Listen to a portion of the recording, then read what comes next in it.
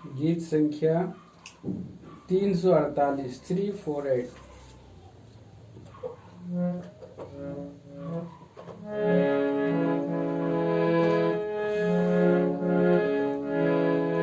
किस खोज में हो अब तुम,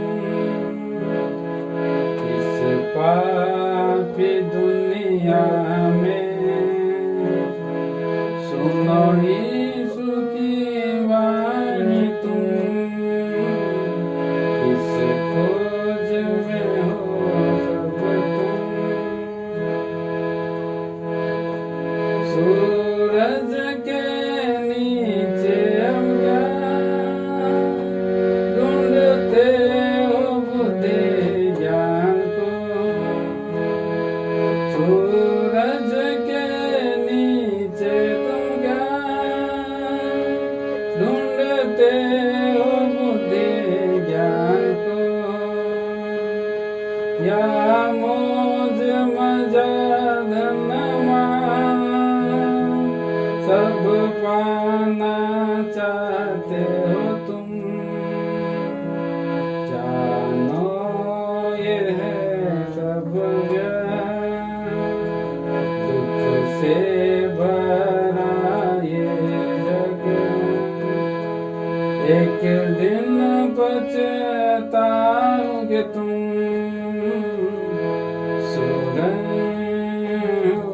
तुम इस पापी दुनिया में, सुनो यीशु की वाणी तुम, किस खोज में हो सब तुम। ईश्वर के राज को ढूंढो और उसकी धार्मिकता को, ईश्वर के राज को ढूंढो और उसकी धार्मिकता को, निकट है वो बहुत ही, मन फेराओ तुम माझी, निकट है वो बहुत ही, मन फेराओ तुम आज, नया जन्म लेकर प्रवेश करो उसमें, ग्रहण करो उसको तुम, किस खोज में हो सब तुम, इस पापी दुनिया में, सुनो यीशु की वाणी तुम, किस खोज में हो सब तुम, पाओगे अनंत राज को, चाहिए गुण उसके लिए, पाओगे अनंत राज को,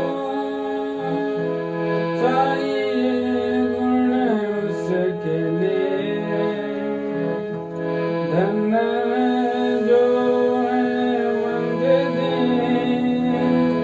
स्वर्ग राजुनी का है, धन है जो है मन के दिन स्वर्ग राजुनी का है, जो शोक करते हैं आसुनी का है, शांति आनंद पाओ तुम,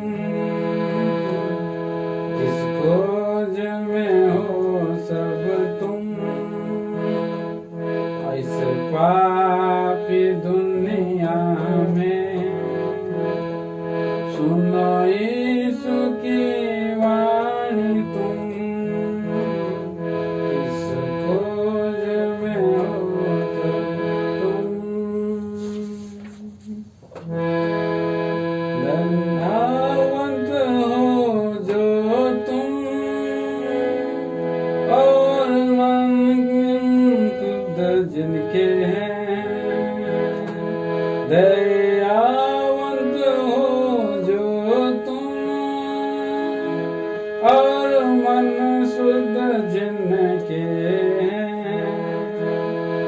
मेल जो कराते हैं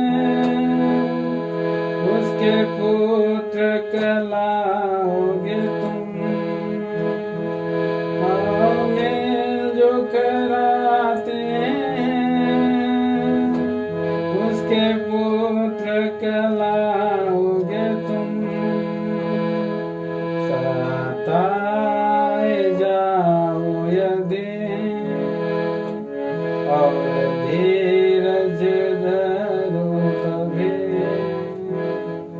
उस राज में रहोगे तुम। इस खोज में हो सब तुम, इस पापी दुनिया में सुनो यीशु की वाणी तुम। इस खोज में हो सब तुम।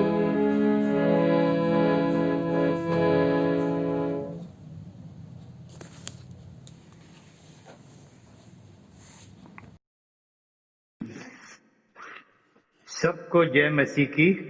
जय मसीह। आज फिर जब हम अपने अध्ययन को आरंभ करते हैं और ये बड़ा परमेश्वर का अनुग्रह है जो मैं अनुभव करता हूँ और मुझे विश्वास है आप भी जरूर अनुभव करते होंगे, क्योंकि ऐसे समय में यद्यपि ये अंतिम समय है, हम प्रभु यीशु मसीह के आने की बाट जो रहे हैं, पर लॉकडाउन या तालाबंदी में भी कैसे परमेश्वर को हमारी चिंता कि हम अपने प्रभु के आने पर पूरी तैयारी में, जैसा वो हमें चाहता है कि जब वो बादलों पर आए हम उठा लिए जाएं लगातार लगातार अपने आत्मा के द्वारा, अपने दासों संतों के द्वारा इन दिनों में हमारी सहायता में जो कुछ अब तक दिया है, दिखाता है हमारा परमेश्वर भला है, उसकी करुणा सदा की है। और जैसे जैसे वचन मिलता जाता है हम बहुत ही नम्र और दीन होकर प्रभु के लिए, प्रभु के वचन के लिए अपने को तैयार रखें। जब वचन मिले उसको ग्रहण करें, उसके अनुसार जीवन बिताने के लिए कीमत भी चुकानी पड़े, कीमत चुकाएं। हमारा जो अध्ययन पिछले समय से शुरू किया गया, जिसका आधार या जिसका मुख्य विषय तो यही है प्रभु यीशु मसीह का बादलों पर आना। क्योंकि जैसा हमने पिछले समय से इस बात को अपने अध्ययन में लिया, प्रभु यीशु मसीह जो स्वर्ग से आने वाला है, प्रभु यीशु मसीह स्वर्ग से आने वाला है। हम दो पदों को पढ़ लेंगे, दो जगह से। पहला थिस्सलुनीकियों का पहला अध्याय और उसका 4 पद, और उसी में से 10 पद। पहला थिस्सलुनीकियों का पहला अध्याय और उसका 4 पद और फिर उसका 10 पद। हे भाइयों, परमेश्वर के प्रिय लोगों, हम जानते हैं कि तुम चुने हुए हो और उसके पुत्र के स्वर्ग पर से आने की बाट जोहते रहो, जिसे उसने मरे हुओं में से जिलाया, अर्थात यीशु की, जो हमें आने वाले प्रकोप से बचाता है। हाँ, सो यहाँ पहले अध्याय में 1 का 4 जब हमने पढ़ा, तुम परमेश्वर के चुने हुए हो। क्योंकि ये जितनी बातें हैं प्रभु जो स्वर्ग से आ रहा है किस लिए आ रहा है और इन बातों का किन के लिए आत्मा के द्वारा लाया जाना है, यही लोग जो उसके चुने हुए। और उन्हीं के लिए जब हम 10वां पद पढ़ते हैं, ये जानकर कि हम भी परमेश्वर के चुने हुए हैं, तो 10 पद मेरी और आपकी आवश्यकता को दिखाता है। और उसके पुत्र के स्वर्ग पर से आने, प्रभु यीशु मसीह का आना स्वर्ग से है। पिछले दिनों में कई पदों को जहां जहां हमने पढ़ा, प्रभु यीशु मसीह का स्वर्ग से आना, वो पद आप लोगों को जरूर याद होंगे। पहला थिस्सलुनीकियों का पहला अध्याय का 10 पद है। इसी पहले थिस्सलुनीकियों के 4 अध्याय का 16 और 17 पद है। और इसी प्रकार से प्रेरितों के काम उसका पहला अध्याय 9 से लेकर 12 पद हैं।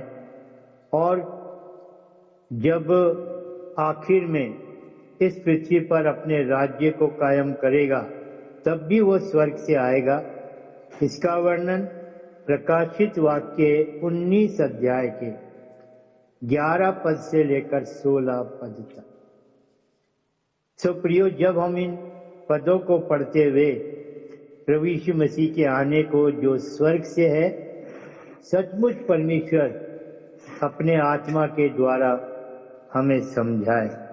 एक पद को और हम पढ़ लेंगे जो प्रभु की प्रतिज्ञा है, स्वर्ग से आने से जुड़ी है।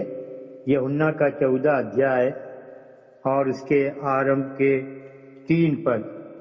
John 14 chapter 1, 2 and 3 verse. तुम्हारा मन व्याकुल ना हो, परमेश्वर पर विश्वास रखो और मुझ पर भी विश्वास रखो।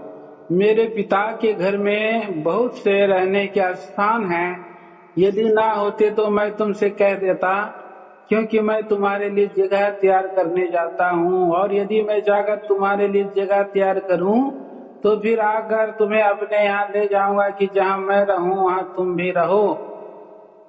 छोटी सी प्रार्थना करें। प्रेमी पिता, दयालु परमेश्वर, हमारी आंखें आपकी ओर लगी हैं। आज का अध्ययन आपकी अगुवाई में और आपके द्वारा दिए गए वचनों के और आत्मा के सहायता में हम तक पहुंचे। अपने निकम्मे दास को क्रूस की आड़ में छुपाइए। केवल आप ही अपने को प्रकट करिए, अपनी महिमा को प्रकट करिए। और जो शब्द मेरे मुंह से निकले प्रभु, उस पर केवल आपका अधिकार। दुष्ट शैतान की देखी अनदेखी सारी विरोधी शक्तियों को आपके सामर्थी नाम से डांटते, बांध देते, आपके लहू के छिड़काव को लेकर इस प्रार्थना को लाते हैं प्रभु यीशु के नाम में, आमीन। प्रभु यीशु मसीह का स्वर्ग से आना, जैसा अभी हमने पढ़ा यूहन्ना के 14 अध्याय में, ये उसकी प्रतिज्ञा के अनुसार है, क्योंकि उसने अपनी दी गई इस प्रतिज्ञा में, मैं आऊंगा और तुम्हें अपने साथ ले जाऊंगा, ताकि जहां मैं रहूं वहां तुम भी रहो। ये बात प्रभु ने उन दिनों में कही जब वो देह में होते हुए इस जगत में था, और इससे पहले कि वो जिस काम के लिए आया था, हम पापियों के उद्धार के लिए, हमारे प्राणों को बचाने के लिए अपने प्राणों को देकर, क्रूस की श्रापित मृत्यु को सहकर और मृत्यु में गया, क्योंकि हमारे पापों और हमारी मृत्यु को उसने लिया, और मृत्यु में जाकर मृत्यु को हरा दिया, मृत्यु को निगल लिया और जी उठकर पिता के पास स्वर्ग में पहुंच गया। आज हमारा प्रभु यीशु मसीह स्वर्ग में, और इस प्रतिज्ञा के अनुसार ही हम अपने प्रभु यीशु मसीह के आने की बाट जोते हैं। यूहन्ना 14 में हमने पढ़ा, उसकी प्रतिज्ञा है मैं आऊंगा। लेकिन परमेश्वर के दासों ने उसी प्रतिज्ञा को आधार जानकर मानकर जिस प्रकार पत्रियों में वचन के द्वारा जो हमारी तैयारी के लिए था कि हम जाने जब वो आएगा तो हमें किस प्रकार से जीवन को बिताना है, किस प्रकार से उसके आगमन के लिए तैयार होना है, कैसे जागते रहना है और कैसे उसकी बाट जोना है। और हमने पढ़ा पहला थिस्सलुनीकियों का पहले अध्याय का 10 पद। सो प्रियो, पिछले दिनों से मैं एक बात को बार बार बताते आया हूं और हो सकता मेरे बताने से आपको आश्चर्य ना हो, पर मैं जरूर इस बात को बड़ी मानता हूं, क्योंकि जैसे परमेश्वर स्वर्गीय है, स्वर्ग उसी का है, उसका सिंहासन स्वर्ग में है, वो स्वर्ग ही से इस पृथ्वी पर देखता है। और ठीक इसी तरह से त्रिएक परमेश्वर में प्रभु यीशु मसीह भी और पवित्र आत्मा। लेकिन जब प्रभु यीशु मसीह जगत में आया, इस जगत में रहा, तो उसने इस बात को किस प्रकार से प्रकट किया। जैसा मैंने आपको पहले कहा कि इस पद के द्वारा मैं बार बार इस बात को आपके सामने लाता रहा हूं, जो यूहन्ना के 3 अध्याय के 13 पद के अनुसार है, जहां लिखा है, कोई स्वर्ग पर नहीं चढ़ा, केवल वही जो स्वर्ग से उतरा, अर्थात मनुष्य का पुत्र जो स्वर्ग में। और ये स्वयं प्रभु यीशु मसीह ने कहा, जो दिखाता है प्रभु यीशु मसीह स्वर्गीय है। मेरे प्रियो, जब आप यूहन्ना का 3:13 पढ़ेंगे, कैसा लगेगा जब प्रभु यीशु मसीह इन बातों को कहता है। तब वो पृथ्वी पर है, इस जगत में है, पर उसने क्या कहा, कोई स्वर्ग पर नहीं चढ़ा, केवल वही जो स्वर्ग से उतरा, अर्थात मनुष्य का पुत्र। और आगे क्या लिखा है, जो स्वर्ग में है। ये बात प्रभु यीशु मसीह ने कहां से कही? इस पृथ्वी पर रहते जब वो ध्येय में है, पर तो भी उसने क्या कहा, जो स्वर्ग में है। मेरे प्रियो, मेरे और आपके लिए ये वचन है। जैसे प्रभु यीशु मसीह की पहचान कि वो इस पृथ्वी पर रहते हुए भी कहता है मैं स्वर्ग में हूं, अर्थात उसका स्वर्गीय होना, ठीक जैसे प्रभु यीशु मसीह के लिए मेरे प्रियो, एक विश्वासी के विश्वास में यही अनुभव के साथ उसे होना है। परमेश्वर करे ये बात हमारे समझ में आए कि अगर कि प्रभु यीशु मसीह इस पृथ्वी पर रहते हुए ये कहे कि मैं स्वर्ग में हूं, तो उसका ये कहना ना केवल उसी के लिए है कि वो सिद्ध करे कि मैं स्वर्गीय हूं, पर मेरे प्रियो, मैं और आप भी ठीक इसी तरीके से पृथ्वी पर रहते हुए, मैं और आप भी, बार बार कहूंगा, मैं और आप भी पृथ्वी पर रहते हुए स्वर्गीय हैं या स्वर्ग में हैं।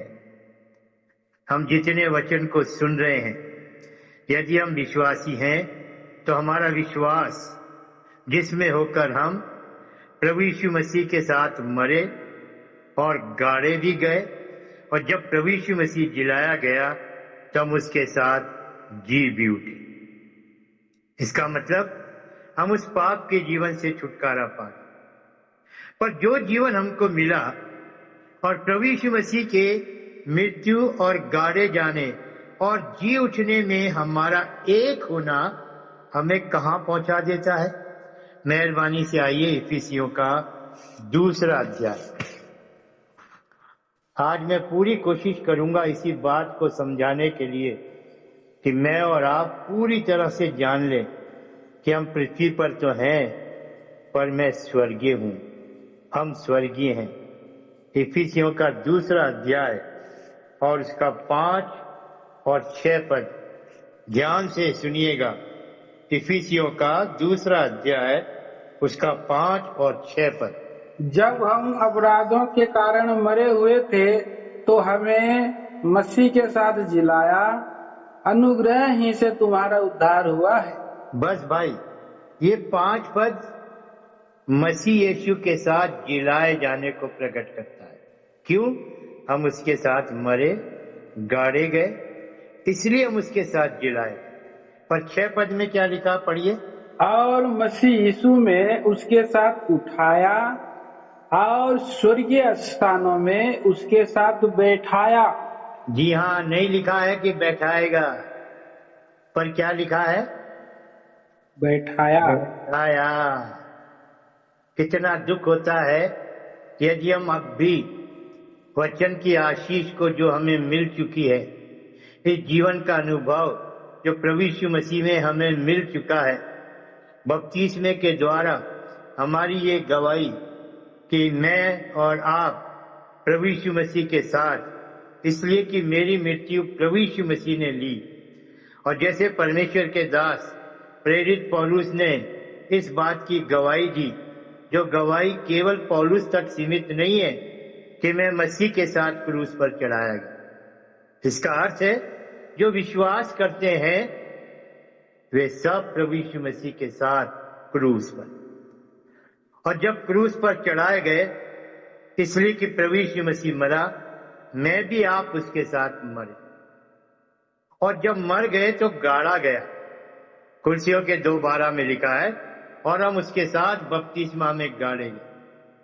और जब परमेश्वर पिता ने अपनी पवित्रता की सामर्थ, महिमा की सामर्थ, अपनी सामर्थ के साथ प्रभु यीशु मसीह को जिला उठाया, तो कुर्सियों के 2 अध्याय के 13 पद में लिखा है, हम भी उसके साथ जी उठे। इसी बात को परमेश्वर के दास प्रेरित पौलुस ने इफिसियों के 2 अध्याय के, यदि हम पहले पद से 4 पद तक पढ़े तो दिखाई देगा हम कैसे अपने पापों अपराधों में मरे हुए थे, इस संसार की रीति पर चलते थे और शैतान की संतान थे, सारे बुरे काम करते थे, अपने मन की मनसाएं पूरी करते थे। पर जब परमेश्वर का प्रेम हम पर प्रकट हुआ और उसने हमारी सुधि ली, तो यहाँ वचन में लिखा है, उसने हमें मसीह के साथ जिलाया, क्योंकि हम पाप के लिए मर। और वचन कहता 5 पद में, ये हमारा जिलाया जाना क्या है? अनुग्रह ही से तुम्हारा उद्धार हुआ है। 5 पद, हमें जिलाया मसीह के साथ, हमें उठाया मसीह के साथ, और जैसा प्रभु यीशु मसीह पिता के दाहिने हाथ स्वर्गीय स्थान में जाकर बैठ गया, हम भी उसके साथ स्वर्गीय स्थान में बैठाए गए। फिर से पढ़ेंगे इफिसियों का 2 अध्याय और इसका 5 और 6 पद।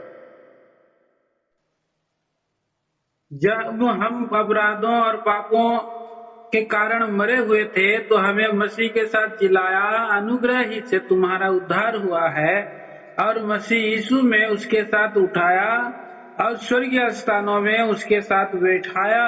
जी हाँ, तो मेरी और आपकी उपस्थिति यद्यपि शरीर के भाव से हम इस जगत में, पर आत्मिक भाव से जो जीवन मुझको और आपको मिला है, अर्थात स्वर्गीय जीवन, आत्मिक जीवन, प्रभु यीशु मसीह का जीवन।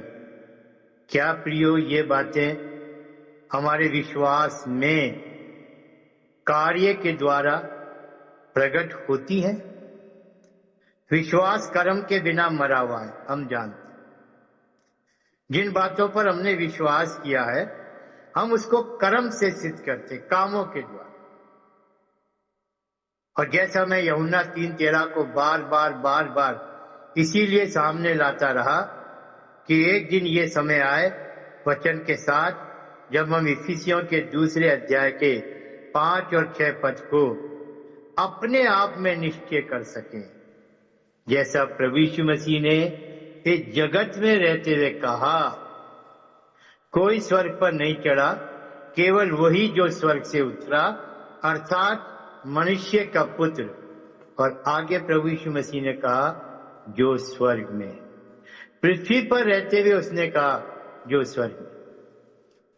मेरे प्रियो, परमेश्वर करे इन दिनों में जितना परमेश्वर आत्मा के द्वारा मेरी सहायता करे, मैं इस बात को कितनी बार कहूंगा, जरूर कहूंगा, ताकि हम अपनी पहचान को, जो वास्तव में स्वर्गीय है, पहचान।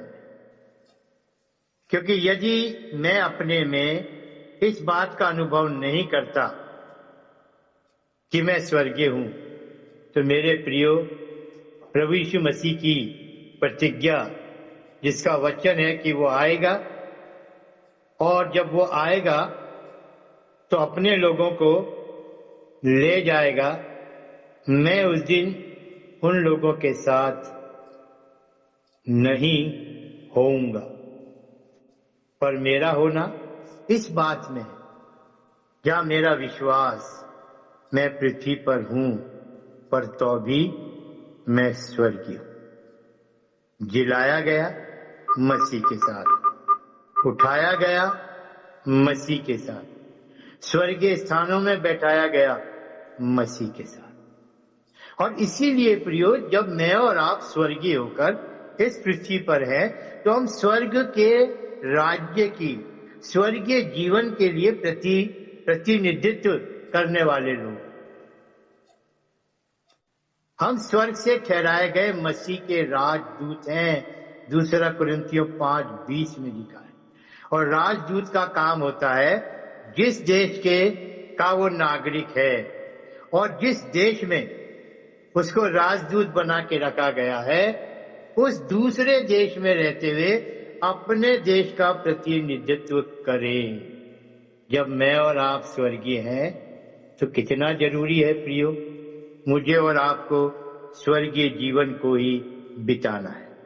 मैं इसे और वर्णन करूंगा, तो यहां तक हमारा स्वर्गीय होना। और जब प्रभु यीशु मसीह का स्वर्ग से आना है, वो क्यों आता है? ताकि हमें भी स्वर्ग में ले जाए। और इसीलिए वो जगत में आया। क्योंकि जब वो जगत में आया, किस लिए आया? हम पापियों के लिए आया, हम पाप में थे।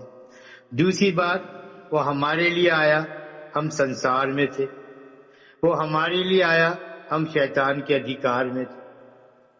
वो इस संसार में आया, उसने हमें पाया, हम शारीरिक थे, सांसारिक थे, शैतानी थे, और किस प्रकार से पाप और मृत्यु के अधीन थे।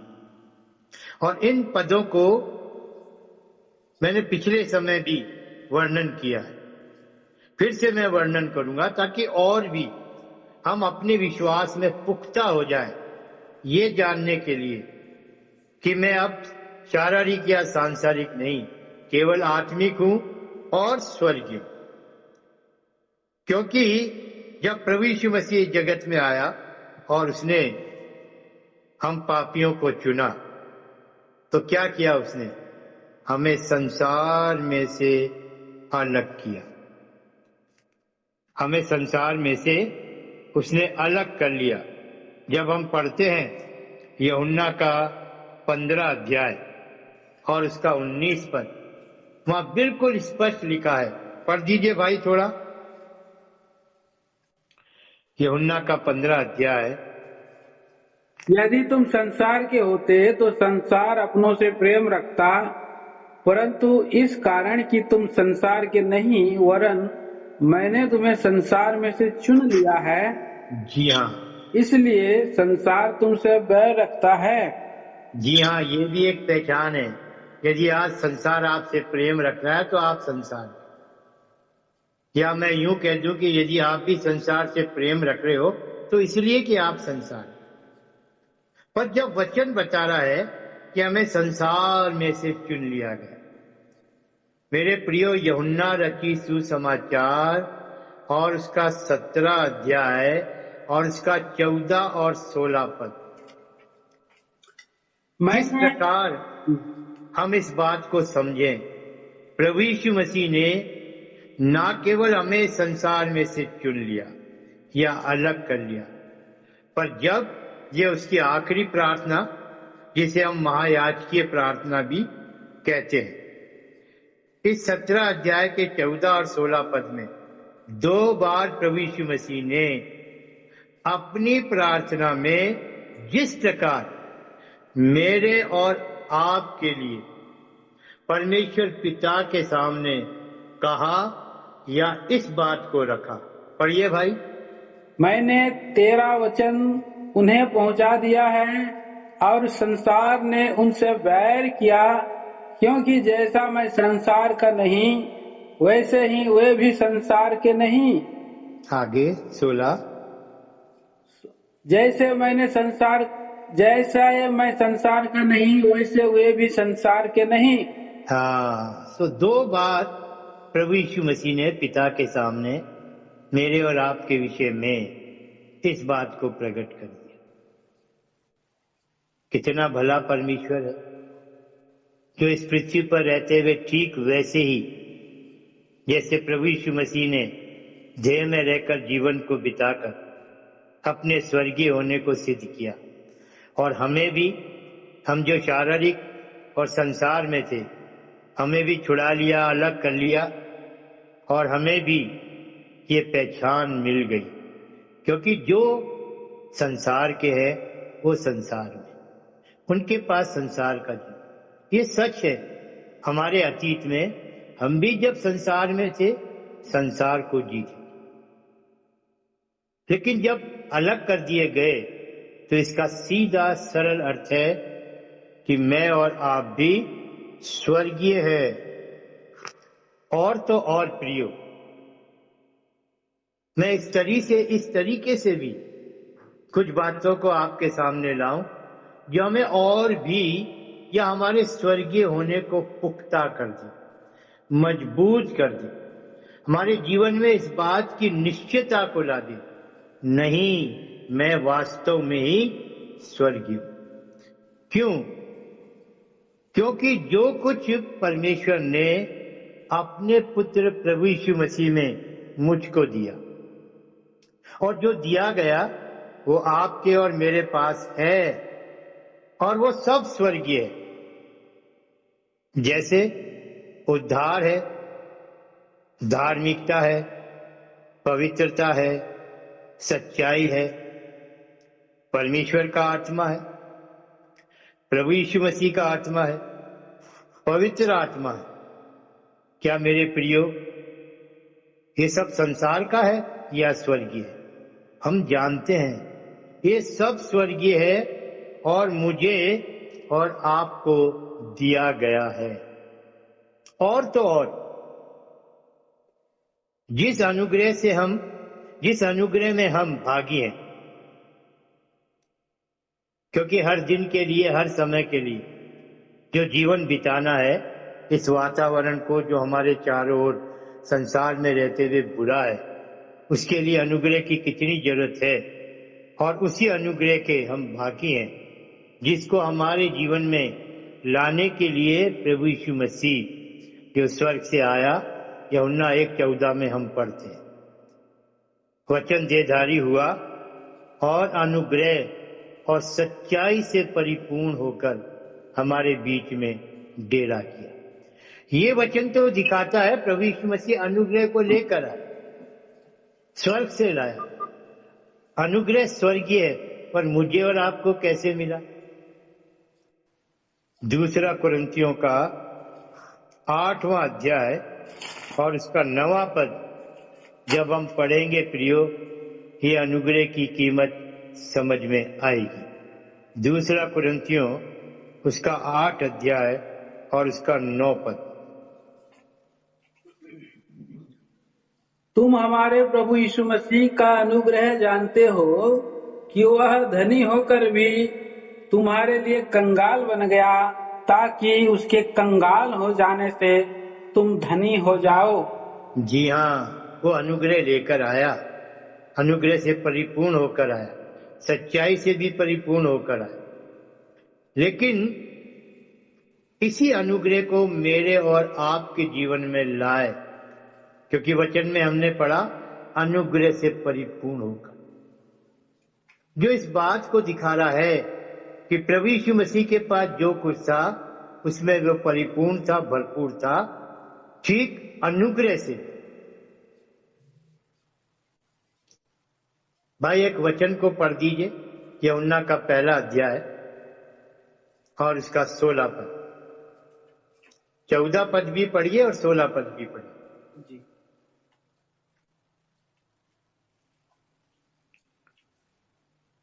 और वचन देहधारी हुआ और अनुग्रह और सच्चाई से परिपूर्ण होकर हमारे बीच में डेरा किया, और हमने उसकी ऐसी महिमा देखी जैसी पिता के एकलौते की महिमा।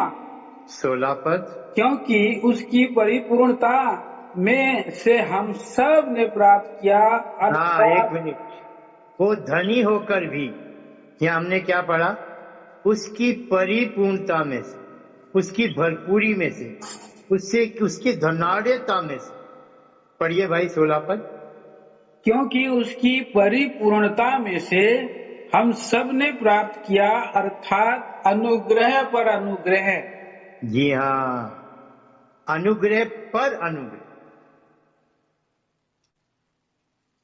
तो इन बातों को क्या प्रिय हम नहीं समझते?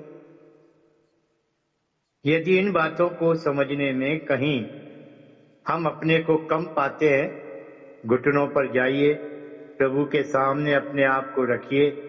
अपने स्वर्गीय होने में किसी भी बात की कमी आपको दिखाई देती है, इन वचनों का अध्ययन करते हुए प्रभु से कहिए, प्रभु मेरे अंदर इन सब को जो आपने दिया है, इस विश्वास के साथ इस जगत में रहने के लिए सहायता करिए कि मैं जगत में तो हूं पर मैं स्वर्गीय हूं।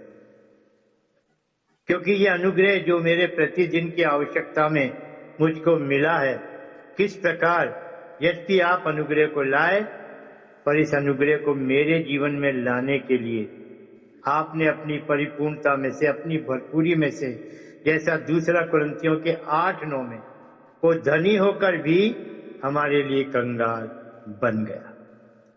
परमेश्वर का दास कैसे लिखता है, तुम हमारे प्रभु यीशु मसीह का अनुग्रह जानते हो।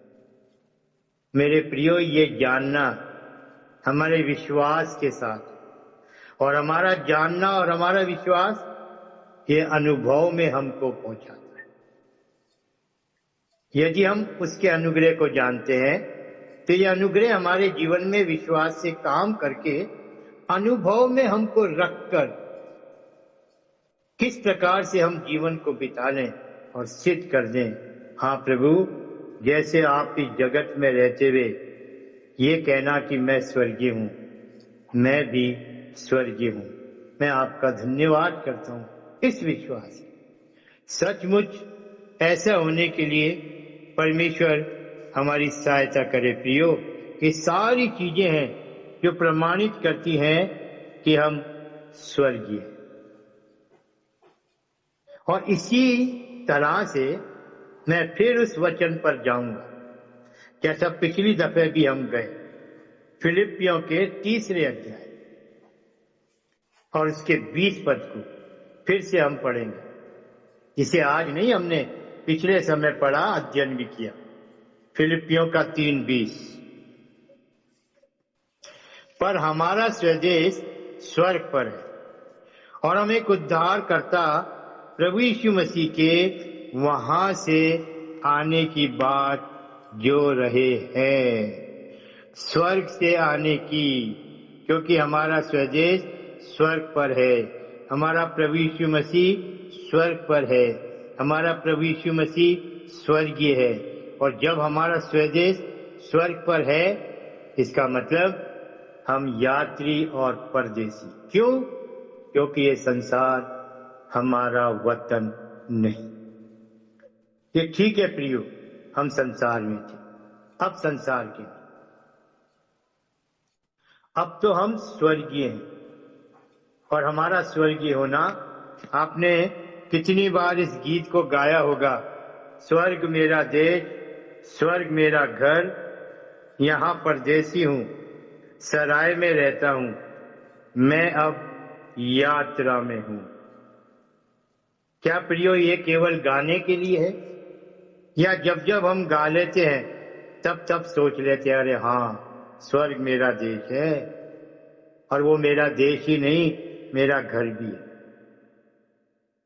हम लोगों के साथ यही विडंबना। कितने लोग इसी प्रकार दुचित्य जीवन को जीते, मुंह में वचन की बातें हैं, मुंह पर विश्वास की गवाही है, पर जीवन में ना तो वचन के अनुसार जीवन है, ना विश्वास के द्वारा वो जीवन को जीकर प्रमाणित करना, जो हम में से हरेक की सबसे बड़ी जरूरत है। मेरे प्रियो, जरूरी है जब प्रभु यीशु मसीह स्वर्ग से आता है, हम उसकी बाट जोते जोते, हमने पढ़ा पहले अध्याय का 10 पद, पढ़िए भाई जरा, पहला थिस्सलुनीकियों और उसका पहला अध्याय और उसका 10 पद। और उसके पुत्र के स्वर्ग पर से आने की बाट जोते रहो, जिसे उसने मरे हुओं में से जिलाया, अर्थात यीशु की, जो हमें आने वाले प्रकोप से बचाता है। जी हाँ, जैसा यहाँ परमेश्वर के दास ने इस बात को लिखा जिसे हम बार बार पढ़ते आ रहे हैं 10 पद के अनुसार, और उसके पुत्र के स्वर्ग पर से आने की बाट जोते रहो। जब तक हम बाट जो रहे हैं, और ये बाट जोने का जो समय अभी भी बाकी है और हम इस पृथ्वी पर हैं, तो इस समय को भी मेरे प्रियो जो बाट जोने का है, जगत में स्वर्गीय बनकर स्वर्गीय जीवन को बिताते हुए, और प्रभु यीशु मसीह जिसने इस जगत में रहकर उस जीवन को बिताया जो स्वर्गीय है, हम भी उस स्वर्गीय जीवन को बिताएं। पिछले समय से हम इसी बात का अध्ययन आरंभ किए कि हम उस जीवन को कैसे जानें, स्वर्गीय जीवन अर्थात प्रभु यीशु मसीह का जीवन। क्योंकि प्रभु यीशु मसीह ने देह में रहकर जब इस जगत में उस जीवन को बिताया, अब मैं भी उस जीवन को बिताऊं। क्या होगा जरूरी? मैं उस जीवन का पीछा करूं। और पिछले अध्ययन में हमने प्रभु यीशु मसीह के जीवन में जो उसने पृथ्वी पर बिताया, पहली बात देखी, और क्या बात थी वो? किसी को याद है? उसकी नम्रता और उसकी दीनता का जीवन। किस प्रकार प्रभु यीशु मसीह ने देह में रहते हुए, इस जगत में रहते हुए अपने स्वर्गीय होने को उस जीवन से सिद्ध किया। और हमने उन पदों को पढ़ा था, मत्ती के 11 अध्याय के 29 पद को, जहाँ प्रभु यीशु मसीह ने खुद अपने विषय में गवाही दी, मैं नम्र और मन में दीन हूँ, मुझसे सीखो, मेरा जुआ अपने ऊपर उठा लो।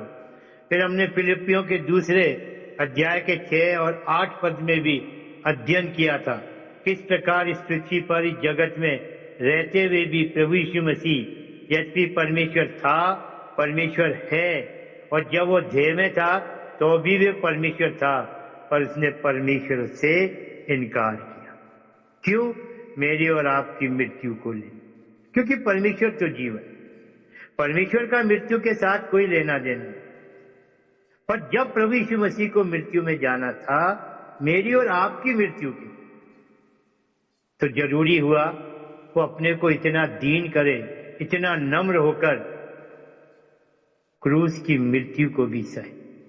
और इसीलिए लिखा फिलिपियों के 2, 6 और 8 पद में हमने पढ़ा, उसने परमेश्वर से इनकार किया, अपने आप को मनुष्य की समानता में ले आया, अपने आप को दीन किया। और ठीक इसी प्रकार इतना ही नहीं प्रियो, प्रेरितों के 8वें अध्याय में से जिस खोजा के विषय में किस प्रकार फिलिपुस जिसे आत्मा ने उसके पास भेजा, जो रथ पर लौटा जाता था यरूशलेम से आराधना के बाद, और वचन को पढ़ के, और जिस हिस्से को वो पढ़ रहा था, प्रेरितों के काम 8 अध्याय के 30, 31, 32 पद में हम पढ़ते, वो यही पढ़ रहा था जहां प्रभु यीशु मसीह की दीनता और नम्रता का वर्णन था, पर उसके समझ में नहीं आ रहा था। वो ये समझ नहीं पा रहा था कि ये बात जो लिखी गई है, वो मेमने के समान चुपचाप चला गया, उसने अपना मुंह ना खोला, उसके समझ में नहीं आ रहा था। ये लिखने वाला जो यशाया भविष्यवक्ता है, अपने विषय में कह रहा है या और किसी। और देखो परमेश्वर ने किस प्रकार इस कूश देश के खजांची की सुधि ली और उसके पास फिलिपुस को भेजा, और फिलिपुस ने उसके रथ पर चढ़कर उसको समझाया ये बात प्रभु यीशु मसीह के लिए। परमेश्वर के पवित्र शास्त्र में से आरंभ करके जो प्रभु यीशु मसीह के बारे में जितनी बातें थी उसको सुनाई, और सुसमाचार सुनाकर उसको यहां तक ले आया कि वो कह सका, जैसे ही जल सामने आया, अब मुझे बपतिस्मा लेने से कौन रोक सकता। इसका मतलब उस खोजे का कहना, मैंने विश्वास कर, मैंने जान लिया ये प्रभु यीशु मसीह है जो मेरे लिए दीन हुआ, मेरे लिए नम्र हुआ, मेरे लिए उसने अपना प्राण दिया। मेरे प्रियो, यहाँ प्रभु यीशु मसीह नहीं है। ये बात समझाने वाला खोजा को प्रभु यीशु मसीह नहीं है, पर प्रभु यीशु मसीह के, ध्यान दीजिएगा, इस दीनता और नम्रता के जीवन का वर्णन पढ़कर और सुनकर और समझाकर जब उसे बताया गया, उसने प्रभु यीशु मसीह पर विश्वास कर लिया। मेरे और आपके लिए कितना जरूरी है प्रियो, हम इस पृथ्वी पर रहते इसी प्रकार से स्वर्गीय जीवन को बिताएं जैसा प्रभु यीशु मसीह ने बिताया। आज हम आगे चलें तो दूसरी बात को देखें, क्योंकि इन दिनों में जितना हो सकेगा, जब तक प्रभु हमें समय देगा, पृथ्वी पर स्वर्गीय जीवन की पहचान हमारे अंदर दूसरों के लिए,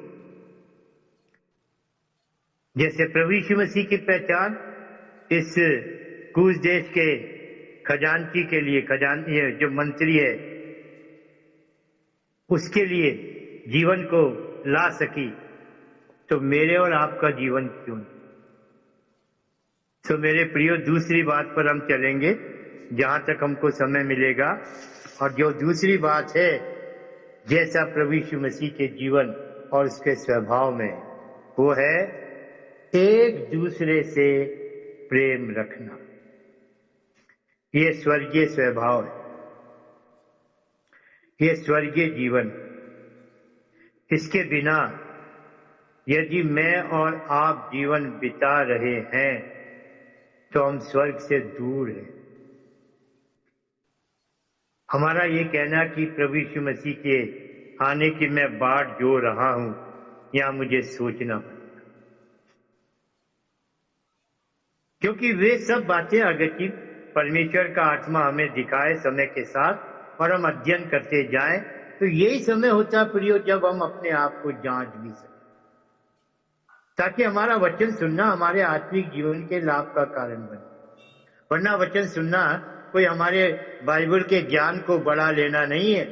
कितनी बार मैं कुरिन्थस की कलीसिया को सामने लाता हूं, सब कुछ उनके पास था, वो सारे ज्ञान और वचन में धनी किए गए, पर क्या पाया गया? खलोए के घराने से तो मुझे मालूम पड़ा तुम्हारे बीच में लड़ाइयां हो रही, ये तुम्हारा जीवन है। कितने भयानक भयानक पाप उनके जीवन में। कब? जब उनके विषय में क्या दिखाया गया? तुम सारे वचन और ज्ञान में धनी किए गए। क्या मतलब निकला उनका? वचन का ज्ञान, वचन में धनी होना। ऐसी आज हो रहा। आज के वर्तमान समय में हर एक इंसान बाइबल लेकर खड़ा होकर सामने आना चाहता है कि मैं वचन सुनाऊं। अच्छी बात है सेवा, पर जो बातें हम लोगों के सामने लाते हैं, क्या प्रियो वो पहले हमारे जीवन में दिखाई देती हैं? क्योंकि वही बातें जब हमारे जीवन में होती हैं, वचन को देने का, वचन को सुनाने का अधिकार, ऑथोरिटी हमको मिलती है। और इसलिए प्रियो, ये दूसरी बात है जिसको हम आरंभ करते हैं, और मैं आपके साथ 3 पदों को पढ़कर, जहां एक दूसरे से प्रेम करना ये आज्ञा है, और जब परमेश्वर की आज्ञा है तो मेरे प्रियो जरूरी हो जाता है कि हम उसकी आज्ञाओं का पालन करें। यहां से हम इस दूसरी बात को शुरू करेंगे। जॉन 13 चैप्टर वर्स 34, यूहन्ना का 13 अध्याय और उसका 34 पद। मैं तुम्हें एक नई आज्ञा देता हूँ कि एक दूसरे से प्रेम रखो। जैसा मैंने तुमसे प्रेम रखा है वैसा ही तुम भी एक दूसरे से प्रेम रखो। जी हाँ, केवल इतनी सी आज्ञा नहीं है कि तुम एक दूसरे से प्रेम रखो, पर कैसा प्रेम? जैसा प्रेम मैंने तुमसे रखा। इसका मतलब जिस स्वर्गीय प्रेम को मैंने आप लोगों से करके इस प्रेम के जीवन की गवाही, ठीक ऐसे ही तुम भी इस आज्ञा के पालन में एक दूसरे से प्रेम तो करो, पर वैसा ही जैसा मैंने तुमसे किया। पढ़िए भाई, 1 यूहन्ना उसका 3 अध्याय, 1 जॉन 3 चैप्टर वर्स 11। क्योंकि जो समाचार तुमने आरंभ से सुना वो यह है कि हम एक दूसरे से प्रेम रखें। 12 पद को हम पढ़ेंगे नहीं, वहां पर उदाहरण दिया है केन ने कैसा प्रेम किया, क्योंकि लिखा है उस केन को जो दुष्ट था उसके समान ना बनो। इसे 11 पद से जोड़कर आप देखेंगे, आगे तक पढ़ेंगे, समझ में आएगा प्रियो। और ये आज्ञा है जो बात तुमने आरंभ से सुनी, और वो क्या है? एक दूसरे से प्रेम रखो। भाई इसी 3 अध्याय का 23 पद पढ़ दीजिए। उसकी आज्ञा यह है कि हम उसके पुत्र यीशु मसीह के नाम पर विश्वास करें और जैसा उसने हमें आज्ञा दी है उसी के अनुसार आपस में प्रेम रखें। जी हाँ, अब इन वचनों को पढ़ के जो आज्ञा के अनुसार है हम प्रेम ना रखें तो मेरे प्रियो, बाट जोते रहो, भले ही कठिन हो जाएगा बादलों पर उठाया जाना। और मैं इस अध्ययन को, जो हमारा दूसरा बिंदु है एक दूसरे से प्रेम रखना, यहां से शुरू करूंगा।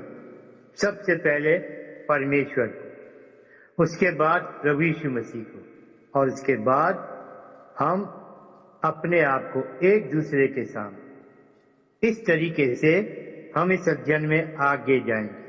तो पहली बात मेरे प्रियो, परमेश्वर के लगाव में इस प्रेम को लेकर वचन में लिखा है परमेश्वर प्रेम है।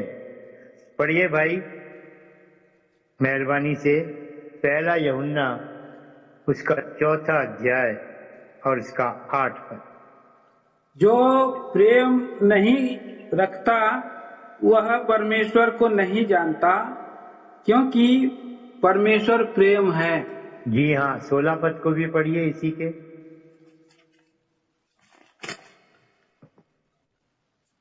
जो प्रेम परमेश्वर हमसे रखता है उसको हम जान गए और हमें उसका विश्वास है। परमेश्वर प्रेम है और जो प्रेम में बना रहता है वह परमेश्वर में बना रहता है और परमेश्वर उसमें बना रहता है। जी हाँ, जी हाँ, जी हाँ।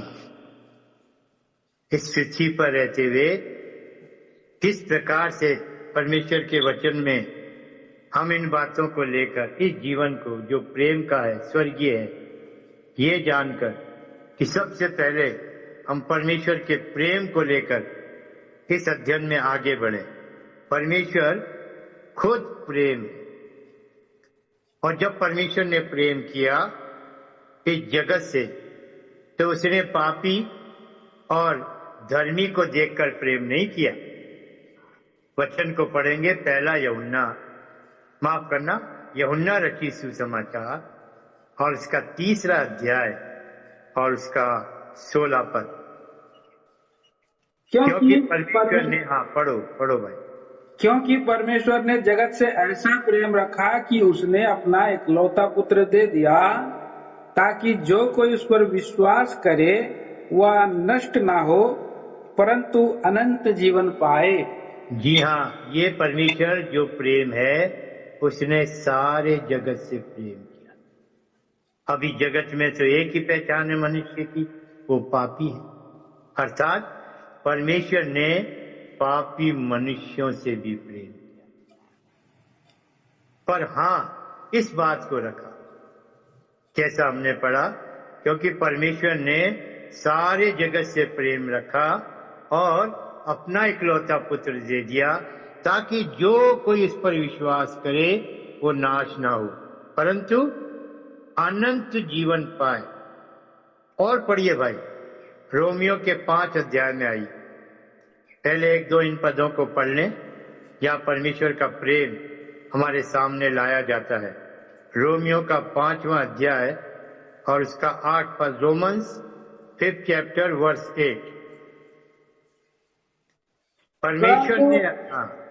परमेश्वर हम पर अपने प्रेम की भलाई इस रीति से प्रकट करता है कि जब हम पापी थे तभी मसीह हमारे लिए मरा। जी हाँ, ये है प्रिय परमेश्वर का प्रेम। यूहन्ना 3:16 में भी हमने पढ़ा, उसने अपने इकलौते पुत्र को दे दिया। यहाँ भी हम पढ़ते हैं, परमेश्वर ने अपने प्रेम की भलाई इस रीति से प्रकट की। कब? जब मैं और आप पापी ही थे, उसने अपने पुत्र प्रभु यीशु मसीह को दे दिया कि वो मरे। परमेश्वर ने अपने प्रेम की भलाई इस रीति से प्रकट, ये परमेश्वर के प्रेम करने का ढंग है, तरीका है, मैनर ऑफ लव। क्या ढंग है? पापी के लिए अपने बेटे को दे, और इसलिए दे कि वो पापी के लिए मरे।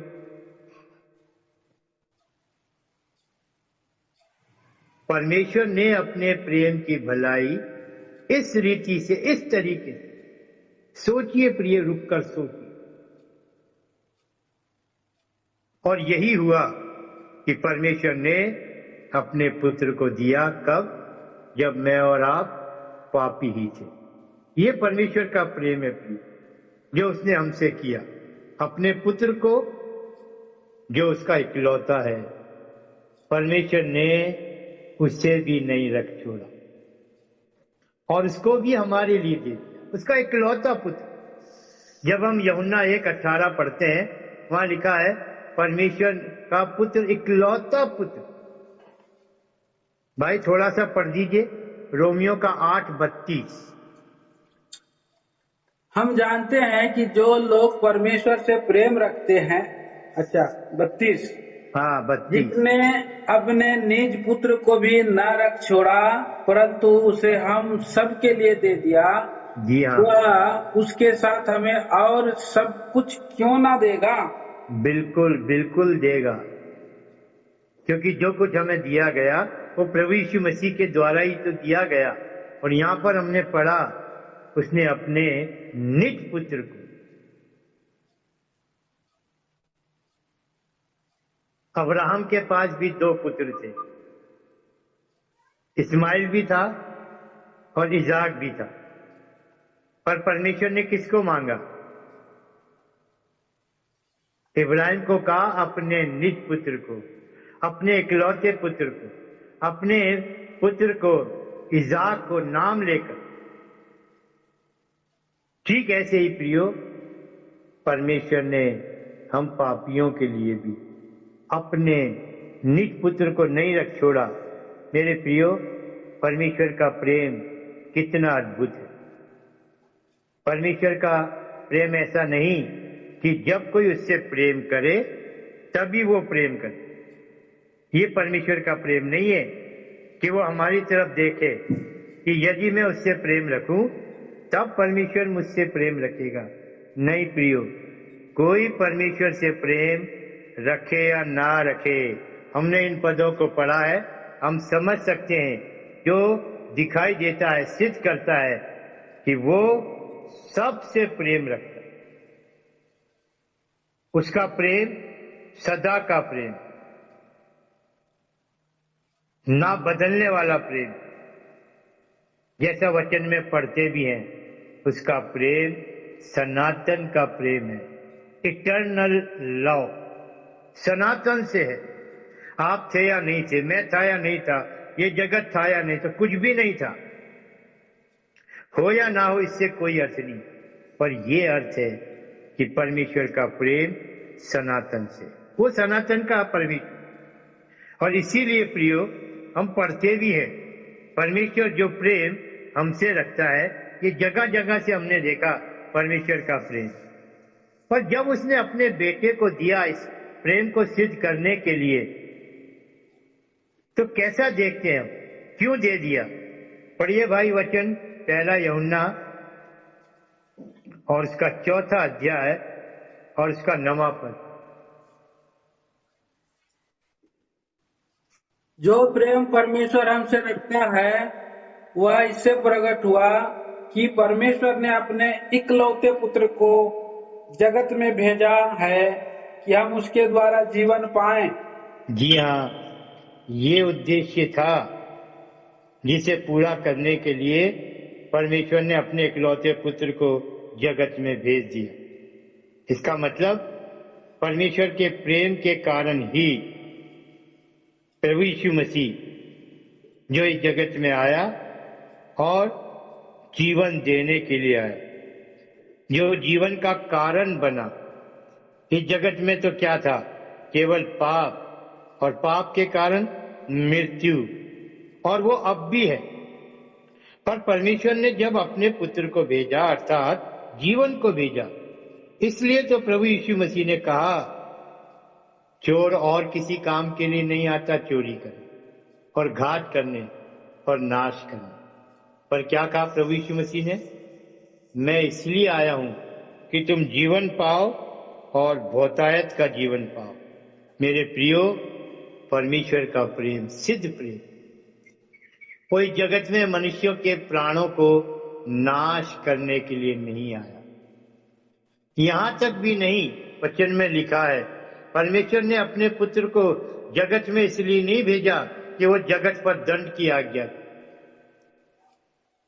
बल्कि जगत को बचाने के लिए, जगत को जीवन देने के लिए। और ये जीवन जो प्राण में होता है, इसीलिए प्रभु यीशु मसीह ने कहा, मैं किसी के प्राणों को लेने नहीं, प्राणों को बचाने आया हूं, प्राणों को बचाने। ये प्रिय परमेश्वर का प्रेम, जो सनातन का प्रेम है, जो अनंत प्रेम है। और वचन में यहां तक लिखा है, ये प्रेम जो सनातन का है या अनंत है, ये प्रेम समाप्त नहीं हो सकता। श्रेष्ठ गीत के 8 अध्याय के 7 पद में, 6 में भी लिखा है, 7 में भी लिखा है, पर 7 पद में हम लोग पढ़ते हैं, प्रियो, परमेश्वर का प्रेम जो अनंत है, वो पानी की बाढ़ से भी बुझ नहीं सकता और ना महानदों से डूब सकता है। भाई पढ़ देंगे श्रेष्ठ गीत 8 अध्याय और उसका 7 पद। पानी की बाढ़ से भी प्रेम नहीं बुझ सकता और ना महानदों से डूब सकता है। यदि कोई अपने घर की सारी संपत्ति प्रेम के बदले दे दे तो भी वह अत्यंत तुच्छ ठहरेगी।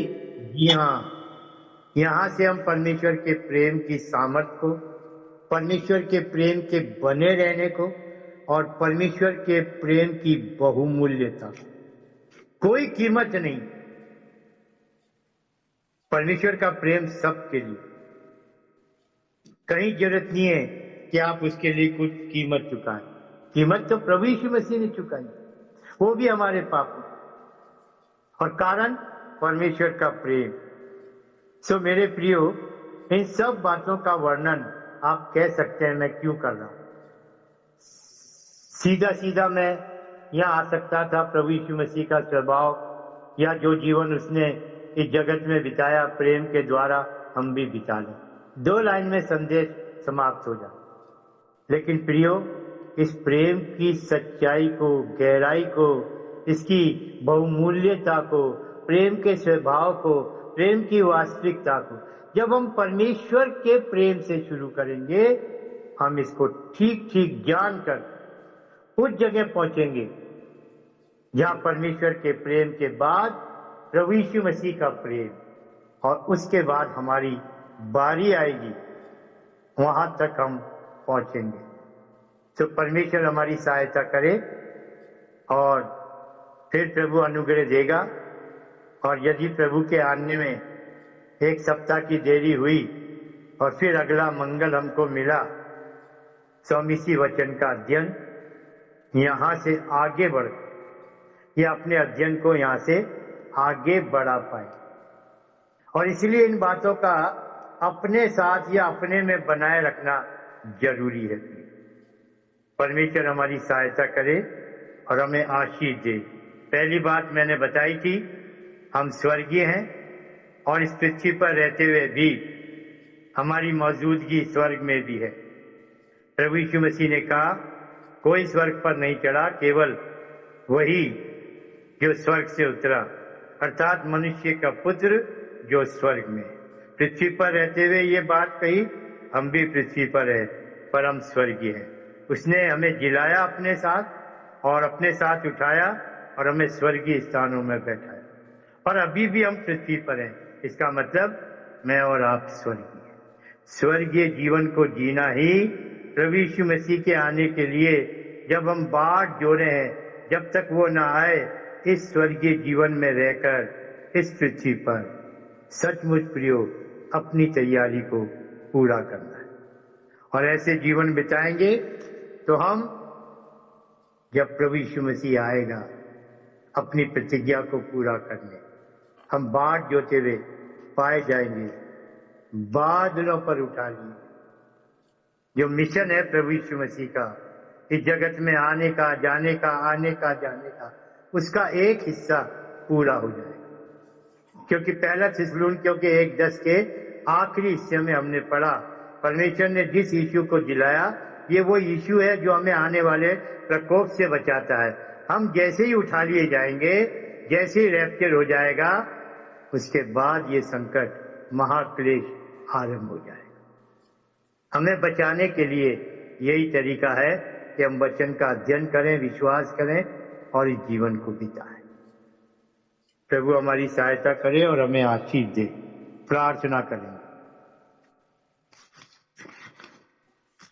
प्रेमी पिता, दयालु परमेश्वर, हम धन्यवादी हैं, आपने हमको इन बातों के साथ रखा है।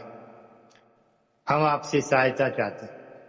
ये हमारी विनती है कि जो बातें आत्मा में आप मेरे और हमारे बीच में लाए हैं, हम उनको ठीक से अपने जीवन में जगा दें और पहचाने परमेश्वर के प्रेम को, ताकि वो प्रेम जिसमें हमें भी रहकर जब तक आप नहीं आते हैं, आपकी बाट जोड़ने का जो अभी भी समय है, हम पहचान कर इस प्रेम को जो स्वर्गीय है, परमेश्वर का है, हम भी जी सके। इस आज्ञा के पालन के लिए जैसा हमने पढ़ा यूहन्ना के 13 अध्याय के 34 पद में, हमने पढ़ा पहले यूहन्ना के 3 अध्याय के 11 और 23 पद। हमें इस आज्ञा का पालन करना है प्रभु, सचमुच करना है। आप हमारी सहायता करें। हम वचन को इसीलिए सुन रहे हैं, ना हो कि हम नाश हो जाएं या बादलों पर उठाए जाने से वंचित रह जाएं। आपके वचन का भाग हमारे आपके आत्मा के द्वारा हमारे हृदय रूपी पटिया पर लिखा जाए, ताकि हमारे भीतर से आपका वचन कार्य करे। आपने सहायता की प्रभु, हम धन्यवाद देते हैं। हमारी प्रार्थना सुनिए, मांग लेते हैं उद्धारकर्ता प्रभु यीशु के नाम में, आमीन।